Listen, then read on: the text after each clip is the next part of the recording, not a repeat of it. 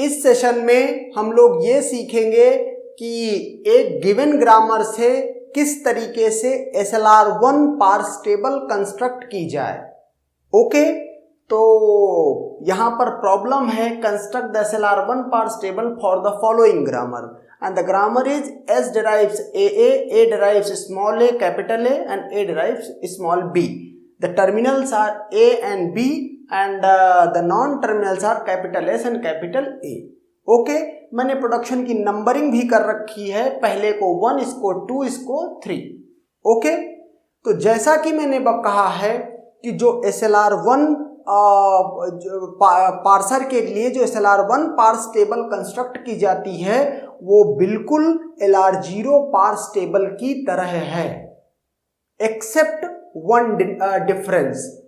Means कि जैसे अगर बिल्कुल LR0 पार्स टेबल की तरह कंस्ट्रक्ट की जाती है SLR1 पार्स टेबल, इसका मतलब है कि इसके लिए भी LR0 automation SLR1 parse table के लिए वही रहेगा जो LR0 पार्स टेबल कंस्ट्रक्ट करते समय हम लोग बनाते थे। ओके, इसमें कोई डिफरेंस नहीं है, तो इसीलिए मैं इसका एक्सप्लेनेशन नहीं करूंगा क्योंकि LR0 पार्स टेबल को कंस्ट्रक्ट करते समय इस ग्रामर को मैं ऑलरेडी ले चुका हूं एग्जाम्पल में। तो अब ये मैंने कंस्ट्रक्ट कर दिया। इसके कंस्ट्रक्शन के बाद मैंने क्या किया, ये SLR1 पार्स टेबल मीन्स बनाई। ओके, अब आप अगर देखो तो इस टेबल में मैंने ऑलरेडी कुछ एंट्रीज फिल कर रखी हैं। क्यों फिल कर रखी हैं? क्योंकि मैंने कहा कि LR0 पार्स टेबल और SLR1 पार्स टेबल दोनों बिल्कुल एक तरह की दिखती हैं। अंतर कहाँ है, डिफरेंस कहाँ है? सिर्फ रिड्यूस्ड एंट्रीज को फिल करते समय डिफरेंस दिखता है।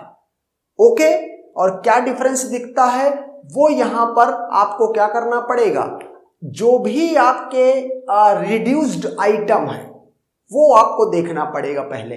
जैसे यहां पर रिड्यूस्ड आइटम है A derives B डॉट, यहां पर रिड्यूस्ड आइटम है A derives A डॉट और S derives A डॉट। तो जितने भी रिड्यूस्ड आइटम हैं ये भी रिड्यूस्ड आइटम हैं, लेकिन ये किसके लिए है कि जब SLR1 पार्सर का या कोई LR पार्सर का यूज करके आप किसी स्ट्रिंग को पार्स कर रहे हो तो ये सक्सेसफुल मीन्स पार्सिंग को कि स्ट्रिंग सक्सेसफुली पार्स हो चुकी है उसको अनाउंस करे। तो ये रिड्यूस्ड आइटम मीन्स है रिड्यूस्ड आइटम, लेकिन ये ग्रामर का पार्ट नहीं है। ओके, तो इसका मतलब हमारे पास सिर्फ 3 रिड्यूस्ड आइटम 3 स्टेट के रिस्पेक्टिव हैं। अब आप क्या करो कि जो यहाँ पर प्रोडक्शन लिखे हुए हैं, अभी यहाँ तो हर में एक ही लिखा हुआ है, ऐसा भी हो सकता है कि कोई ऐसी स्टेट हो जिसमें एक ही स्टेट पर 2 मीन्स रिड्यूस्ड आइटम हो। तो आप क्या करो, जो भी रिड्यूस्ड आइटम हैं उनका लेफ्ट साइड जैसे A है तो मैं A को यहाँ लिख लेता हूँ। ओके, यहाँ पर A है तो अभी A ही ऑलरेडी लिख रखा है। यहाँ पर इस रिड्यूस्ड आइटम में इसके प्रोडक्शन के लेफ्ट साइड में क्या है S, तो S को मैं यहाँ लिख लेता हूँ। ओके, अब क्या करूँगा, इनका मैं कंप्यूट करूँगा follow. Okay, follow of A और फॉलो ऑफ S। ओके, तो फॉलो ऑफ पहले S ग्रामर ये गिवन है, फॉलो ऑफ S क्या होगा, since capital S is the start symbol and therefore dollar is the follow of start symbol। Okay, और इसके अलावा S का फॉलो और कुछ नहीं होगा, मीन्स फॉलो के सेट में सिर्फ डॉलर होगा। ओके, अब बात करते हैं कैपिटल A का फॉलो क्या होगा। इस ग्रामर को आप देखो, कैपिटल A का फॉलो है A, B, डॉलर।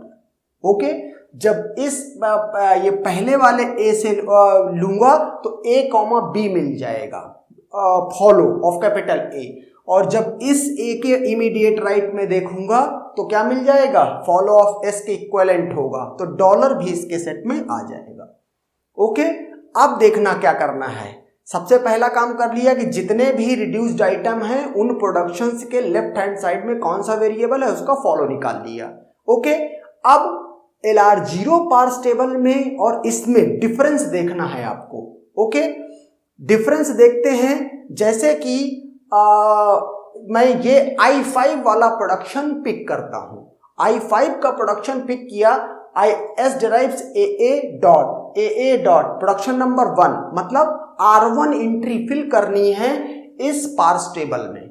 ओके, अगर LR0 पार्स टेबल होती तो क्या करता, I5 के एक्शन वाले पार्ट में, मतलब यहां पर I5 के एक्शन वाले पार्ट में जितने भी टर्मिनल्स हैं सब जगह क्या लिखता, R1 R1 R1। ओके, यही करता अगर LR0 पार्स टेबल होती। लेकिन अब कॉन्सेप्ट क्या है, कहता है SLR1 पार्स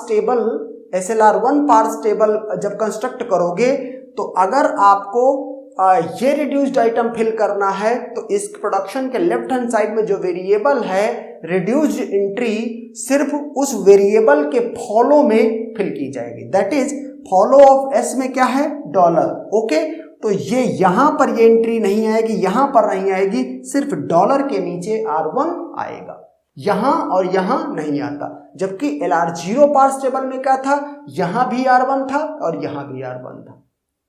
ओके, तो ये इसका बेसिक डिफरेंस है। मींस अब सपोज करो मैं I4 के रिस्पेक्टिव एंट्री फिल करना चाह रहा हूं, R1 क्या है, A derives B डॉट, मतलब प्रोडक्शन नंबर 3। ओके, तो मैं R3 फिल करने जा रहा हूं I4 स्टेट में। I4 ये रो है, ओके, एक्शन पार्ट में फिल करना है और मुझे क्या फिल करना है, R3 फिल करना है। लेकिन R3 कितनी जगह फिल करूंगा, इस कैपिटल A के जो फॉलो में एलिमेंट आए होंगे सिर्फ उनकी कॉलम में। ओके, रो कौन सी होगी, I4, और कॉलम कौन सी होगी, जो कैपिटल A के फॉलो में एलिमेंट होंगे। जैसे फॉलो ऑफ A में एलिमेंट क्या है, A, B और डॉलर। ओके, मजे की बात यहां पर यह है कि यहां पर 3 ही टर्मिनल कॉलम है टोटल एक्शन पार्ट में और सब पूरा सेट ही इसमें है। ओके, तो हम क्या करेंगे, R3 को फिल करेंगे, R3 और R3, इसके अंदर में भी, इसके अंदर में भी, इसके अंदर A में भी, B में भी, डॉलर में भी। Okay, similarly for I6 the production number is R2 and चूंकि यहां पर A ही है तो क्या करूंगा, यहां पर R2 और ये R2 मीन्स क्योंकि कैपिटल A उसमें भी लेफ्ट साइड में है और उसका फॉलो मैं ऑलरेडी कंप्यूट कर चुका हूं, तो इस तरह से एंट्री फिल की जाएंगी। तो ये है SLR1 पार्स टेबल। ओके, आप क्या बोलेंगे, सिंस दिस